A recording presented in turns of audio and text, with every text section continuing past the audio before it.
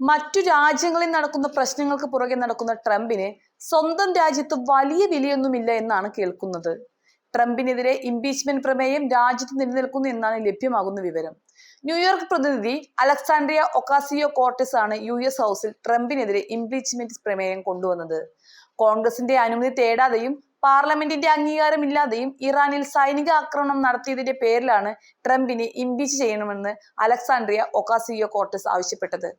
Iran ആക്രമണത്തെ ഭരണഘടനയുടെ ഗുരുതരമായ ലംഘനമെന്നാണ് ഒക്കാസിയോ-കോർട്ടെസ് വിശേഷിപ്പിച്ചത്. എന്നാൽ പ്രസിഡന്റ് ഡൊണാൾഡ് ട്രംപിനെ ഇംപീച്ച് ചെയ്യാനുള്ള ശ്രമങ്ങൾക്കെതിരെ ചൊവ്വാഴ്ച US പ്രതിനിധി സഭ വൻ ഭൂരിപക്ഷത്തോടു കൂടിയാണ് വോട്ട് ചെയ്തത്.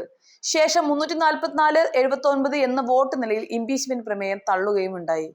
ഇംപീച്ച്മെന്റ് പ്രമേയം തള്ളിയതിനു പിന്നാലെ ഒക്കാസിയോ-കോർട്ടെസിനെതിരെ രൂക്ഷമായ ഭാഷയിലാണ് ഡൊണാൾഡ് ട്രംപ് പ്രതികരിച്ചത്.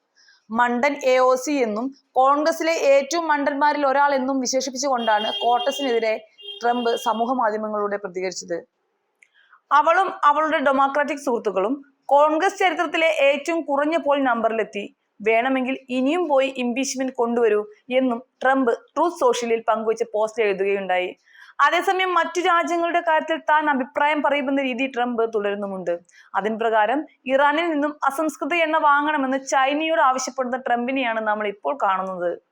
ഇസ്രയേൽ-ഇറാൻ യുദ്ധത്തിൽ വെടിനിർത്തൽ കൊണ്ടുവന്നതിന് പിന്നാലെയാണ് ട്രംപിന്റെ ഈ അസാധാരണ നീക്കം.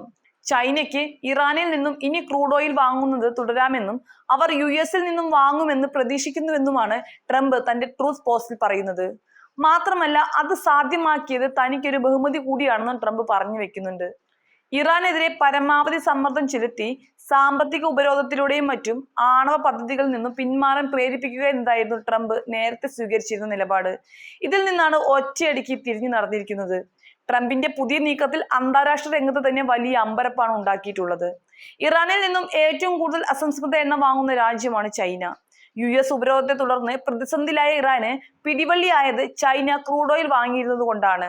ഇറാനിൽ ഉൽപ്പാദിപ്പിക്കുന്ന അസംസ്കൃത എണ്ണയുടെ 90% വാങ്ങുന്നത് ചൈനയാണ്. ഇതിനിടെയാണ് പ്രോത്സാഹനവുമായി ട്രംപ് രംഗത്ത് വന്നിട്ടുള്ളത്. ഇറാനിൽ നിന്നും കഴിഞ്ഞ ഏപ്രിലിൽ 90% ക്രൂഡ് ഓയിലും വാങ്ങിയത് ചൈനയാണ്.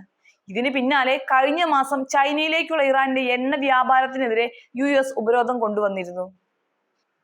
US-ന്റെ ഓയിൽ കമ്പനികൾക്ക് ചൈനയിൽ നിന്നും ഓർഡറുകൾ നേടിയെടുക്കാനുള്ള തന്ത്രമാണോ ട്രംപ് പയറ്റുന്നത് എന്നാണ് ലോകം ഇപ്പോൾ സംശയിക്കുന്നത്. ഇറാനെയും ചൈനയെയും ഒരേപോലെ ഉപയോഗപ്പെടുത്തുന്നത് റഷ്യയെ ഉദ്ദേശിച്ചാണെന്നാണ് പൊതുവെയുള്ളൊരു വിലയിരുത്തൽ. ഇറാനിൽ നിന്ന് കൂടുതൽ ക്രൂഡ് ഓയിൽ ചൈന വാങ്ങിയാൽ റഷ്യയിൽ നിന്നുമുള്ള അവരുടെ ഇറക്കുമതി കുറയും. നിലവിൽ ഇന്ത്യയും ചൈനയുമാണ് റഷ്യയിൽ നിന്ന് കൂടുതൽ അസംസ്കൃത എണ്ണ വാങ്ങിക്കുന്നത്. യുക്രൈനുമായുള്ള യുദ്ധത്തിൽ റഷ്യക്ക് അസംസ്കൃത എണ്ണ വിൽപ്പനയിലൂടെയുള്ള വരുമാനം നിർണായകമാണ്. ട്രംപിന്റെ കിളി പോയോ എന്നാണ് അമേരിക്കയിലെ ആളുകളെല്ലാം ഇപ്പോൾ ചോദിക്കുന്നത്. കിളി പോയതാവില്ല, ചെയ്യുന്നത് ട്രംപ് ആവുമ്പോൾ പുതിയ ഏതെങ്കിലും ഏടാകൂടം ഒപ്പിക്കാനുള്ള ശ്രമമായിരിക്കും നടക്കുന്നത്.